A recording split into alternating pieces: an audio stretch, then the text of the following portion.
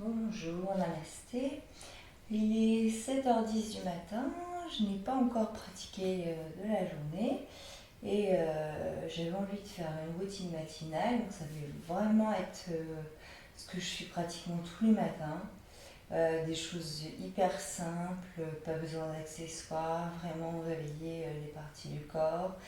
Et il y a juste les points clés dans une routine, quelle qu'elle soit, c'est que la colonne doit faire tous les mouvements, donc avant, arrière, à droite, à gauche et en torsion.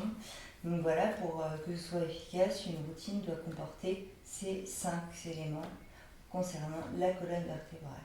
Donc on va juste commencer. Donc je vais faire environ, allez, je vais dire 20 à 25 minutes. On va commencer juste par un petit étirement de la nuque. On vient poser le dos de la main gauche sur la hanche droite et la main sur la main droite sur la main gauche. Et on vient basculer la tête du côté gauche.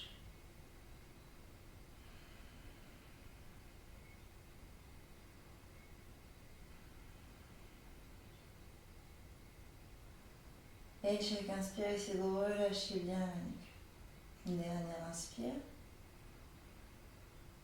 Expire. On revient au centre. On passe le dos de la main droite sur la hanche gauche, la main gauche sur la main droite et on vient basculer la tête du côté gauche.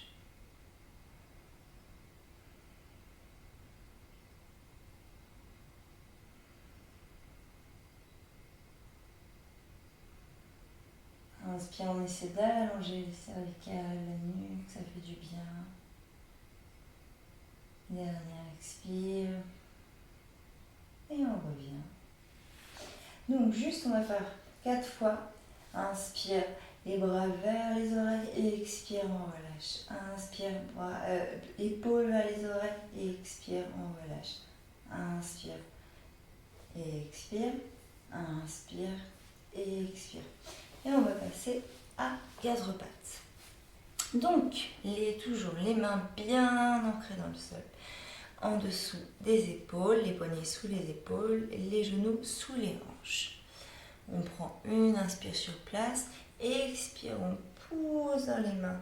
On fait comme si on voulait éloigner quelque chose au-dessus de nos omoplates. Inspire. On déroule, on étire d'abord le ventre, on pousse dans les mains. La tête en dernier, on étire la gorge. Expire. Inspire. On regarde vers le ciel. Et expire. Et on revient le dos neutre. On va prendre notre premier chien à la tête en bas. On vient dans une belle planche. On prend le temps de s'ajuster, les jambes pliées et on vient marcher sur place pour commencer. Ou alors, vous avez peut-être des mouvements qui vous font tout autant de bien. On essaie de commencer à ouvrir nos épaules, délasser les hanches, l'arrière des jambes. Vraiment, les pieds ne bougent pas, juste les talons, comme si on peut même essayer d'aller un petit peu plus loin dans l'étirement latéral pour le coup.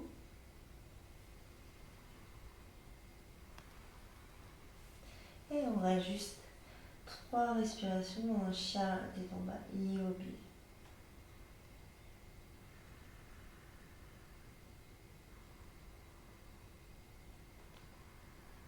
Une dernière inspire. Et expire, on regarde entre les mains, on vient marcher vraiment tout doucement entre les mains. On vient attraper les coudes, on plie les jambes si nécessaire et on bascule le torse de droite à gauche.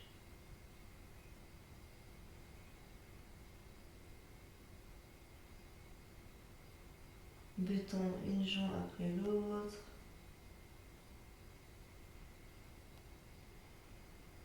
Et on relâche les mains au sol et on vient dérouler le dos. La tête en dernier. posture de la montagne. Donc on va faire quelques petites postures debout, assis. Je vous dis vraiment comme j'ai l'habitude tous les matins. Donc, inspire, les bras vers le ciel sans cambrer, regarde derrière les pouces. Expire, on plonge en avant, les mains à côté des pieds. Inspire, dos droit, les mains peuvent être sur les tibias. On passe en planche. Donc 2 options, on pose les genoux, on fait le chaturanga en s'arrêtant à 5 cm du sol. On ne pose pas les genoux, on fait le chaturanga entièrement, enfin le chaturanga. Expire, chien la tête en bas. Donc 5 respirations.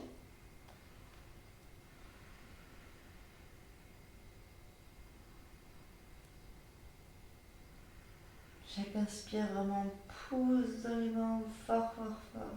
Et expire, on essaie d'abaisser les talons, réveiller l'arrière des jambes.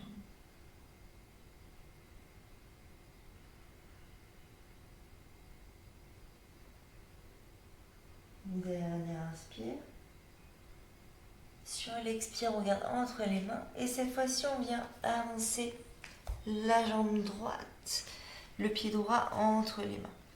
On prend un guerrier 2 et on rentre légèrement les pieds du pied droit vers l'intérieur. Donc là, on va faire une variation du guerrier 1 qui est un petit peu plus soft que le vrai. Donc, on vient entrelacer. Je vais faire dans l'autre sens du coup. Donc vraiment le pied droit un petit peu rentré vers l'intérieur, le pied gauche comme un guerrier 2. Voilà, on pivote comme ça, toc. On vient entrelacer les doigts, si c'est comme ça c'est ok. On peut même prendre une sangle. Grande inspire, on se grandit. Donc là je me remets dans le bon sens. On inspire, on se grandit. Et expire, on plonge à l'intérieur des jambes.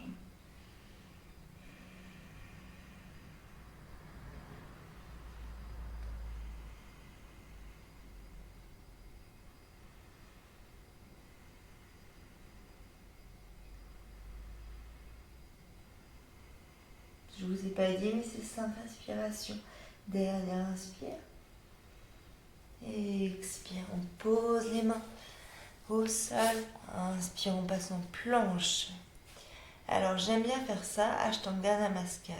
Planche, genoux, menton, poitrine entre les mains, les coudes bien collés au corps. Inspire, on remonte. Expire, on redescend. On pose le bassin. Inspire, petit cobra.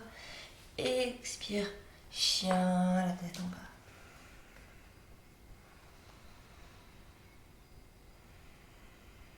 Et on passe au guerrier 1 de l'autre côté. Donc, sur l'inspire, pied gauche entre les mains. Donc, soit on attrape la cheville, ou sinon on peut prendre de l'élan.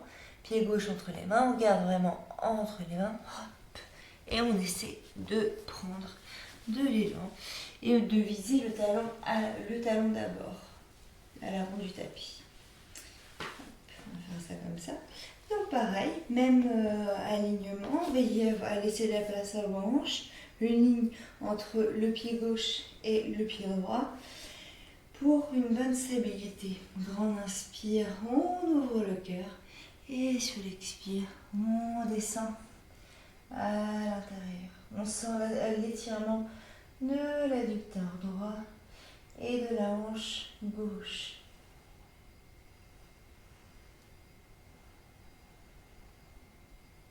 On relâche la nuque.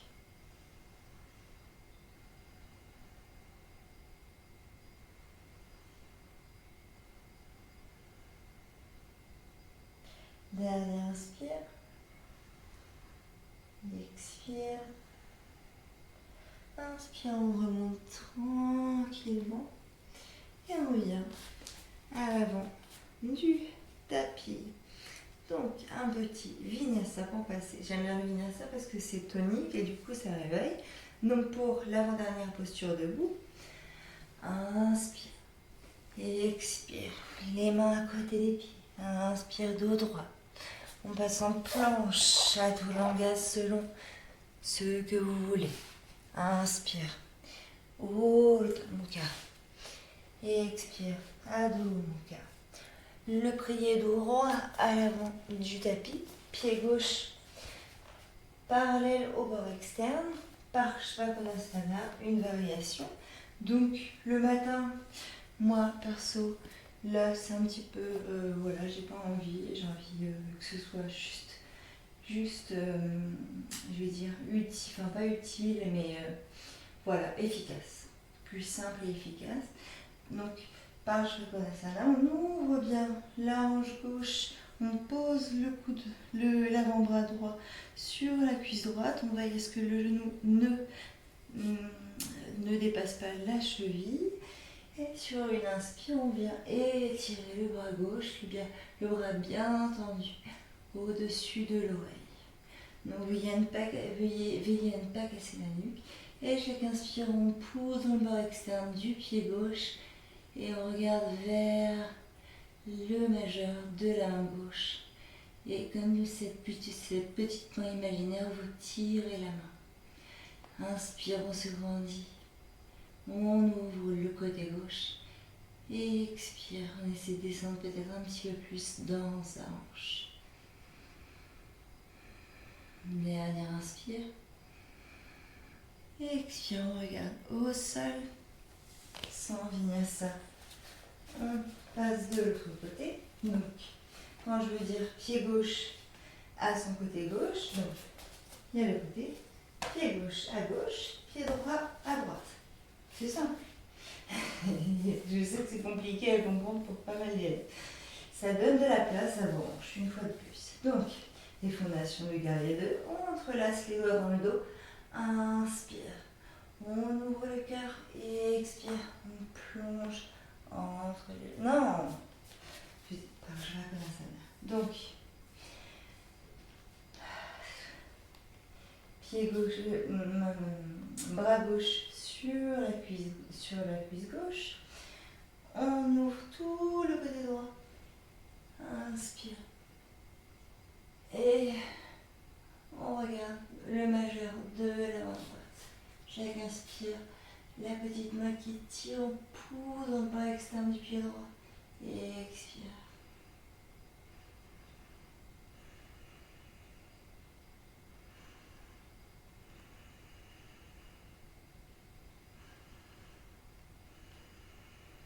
Et 5. Et expire, on regarde vers le sol. Et on revient à l'avant du tapis. Dernière posture debout du coup. Uttita Trikonasana, le triangle tout simplement. Donc, Vinyasa, inspire et expire. Inspire, on regarde vers l'avant. On passe en planche et expire, Chaturanga. Inspire, Urdhva Mukha. Et expire, Adho Mukha. Et on peut sauter le Vinyasa en passant directement en chien la tête en bas. Donc, dernière posture, le triangle, pied droit à l'avant du tapis, pied gauche à 45 degrés, toujours cette fameuse ligne. On ouvre les bras à hauteur des épaules, les mains à hauteur des épaules, et là on vient basculer sur la jambe droite sans aller ni vers l'avant ni vers l'arrière, et on s'arrête là où notre corps nous dit de s'arrêter. Donc on peut mettre le dos de la main droite de façon à ouvrir la hanche gauche sur le tibia droit. Inspire, on se grandit. Expire, on essaie de descendre un petit peu plus.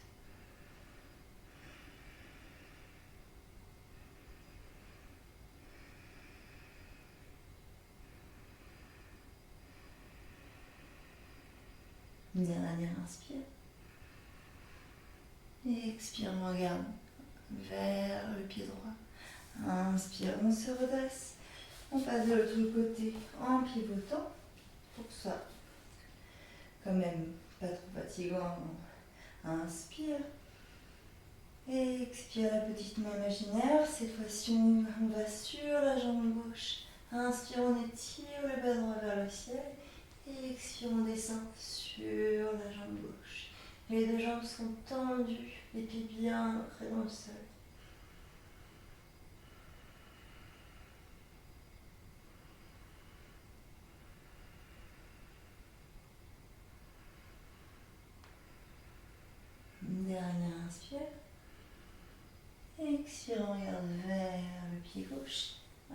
inspire, on remonte et on revient à l'avant du tapis pour passer au sol. Donc, pour passer au sol, pied à la largeur des hanches, on vient attraper les deux coudes comme ceci, plier les genoux et sur l'expire, on vient relâcher le buste. Non, on s'en fiche d'avoir un buste super droit ou quoi. Sentir l'étirement des lombaires, ça fait du bien. Et pareil, on peut basculer un petit peu. On pose les mains à côté des pieds, on vient rapidement dans un chien à tête en bas. Faites juste la différence entre votre premier et celui-ci. On revient au sol. On passe au sol en crochetant les pieds, la manière qui vous convient. On passe à Navasana. J'aime l'inclure dans toutes les routines matinales parce que c'est la sangle abdos. Et donc là, je vais vous le proposer en dynamique. C'est peut-être un peu plus facile pour certaines personnes. Donc on prend notre équilibre sur le petit dos des fesses, jamais sur du sacrum. Une fois qu'on a l'équilibre, inspire et expire. Inspire et expire. Inspire et expire. Encore deux. Inspire et expire. Inspire et expire. Une inspire sur place. Et expire. On repose les deux pieds. On passe en Baddha Konasana. On vient prendre les deux pieds comme si on voulait ouvrir un livre. Inspire le dos droit et on essaie de descendre là où notre corps nous dit, les adducteurs vont nous dire d'arrêter de toute façon. Et on essaie toutefois de placer les coudes sur les tibias pour essayer de nous aider à aller un petit peu plus loin dans l'étirement des adducteurs. Et sur l'expire, on essaie de descendre les genoux vers le sol.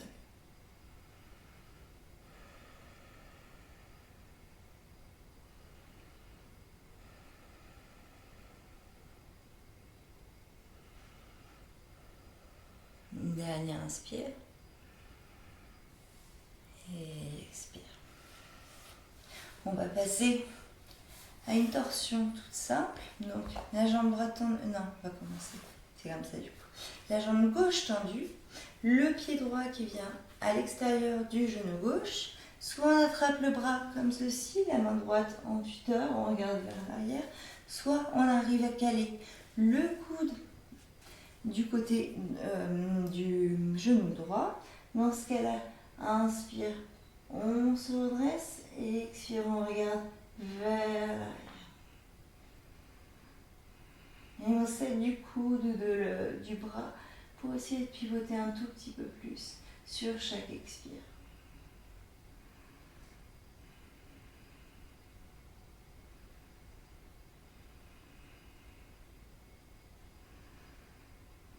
Dernier inspire. Et expire, on regarde d'abord vers l'avant. On relâche la posture. Et je vais juste vous proposer, on plante le pied droit, les mains bien à l'arrière, les doigts de pied pointés vers vous, les doigts pointés vers vous. Et sur une inspire, on ouvre juste un petit peu les épaules. Et sur l'expire, on redescend. Jambe gauche allongée, pied gauche à gauche du genou droit. Option, choisissez la vôtre. Toujours la main gauche derrière. Moi j'aime bien être sur le bout des doigts pour vraiment me grandir à chaque inspire. Je viens caler mon coude ou enlacer mon genou. Inspire, je me grandis. Expire, je pivote vers l'arrière.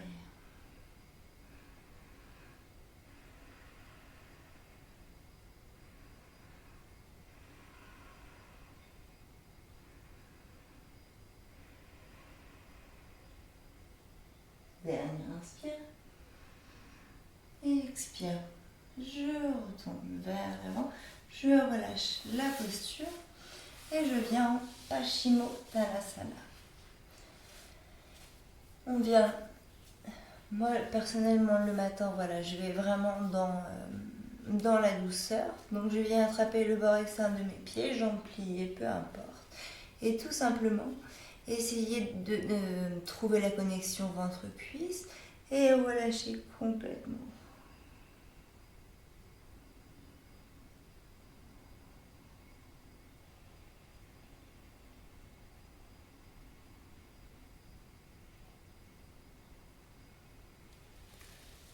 On relève la tête tranquillement.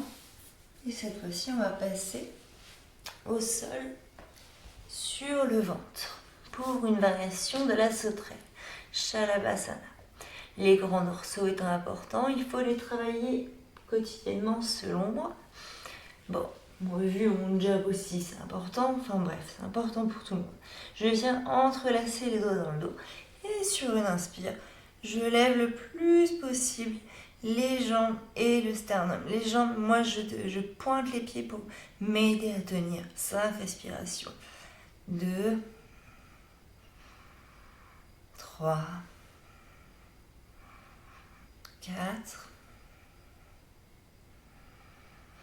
et 5. Donc je prends le temps, je relâche. Je peux basculer une fesse après l'autre. Et je viens passer sur le dos pour l'avant-dernière posture, une belle ouverture du cœur, posture énergisante, le demi-pont. Les pieds ensemble, les pieds largeur des hanches, on va pouvoir toucher nos talons. Sur une inspire, on lève le bassin. On vient soit laisser les mains comme ça, dans ce cas-là, sur chaque inspiration, on lève dans les mains pour que le bassin s'élève, soit on vient crocheter les mains dans le dos. Et on doit avoir un mouvement sternum vers le menton. Donc, si on a choisi cette option, on pousse sur chaque inspire et on profite d'avoir les poumons grands ouverts. Le chakra du cœur.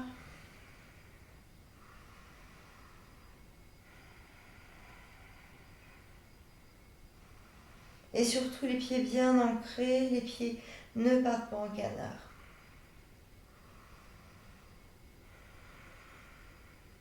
Dernière inspire. On repose tranquillement le dos. On vient se faire un petit câlin.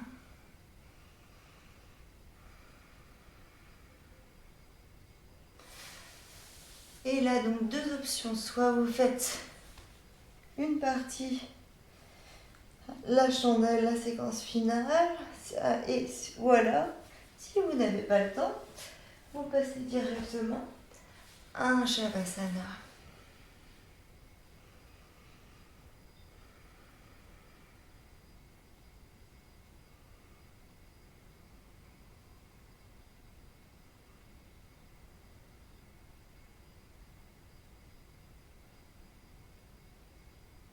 Juste prenez 2-3 minutes pour une pratique courte.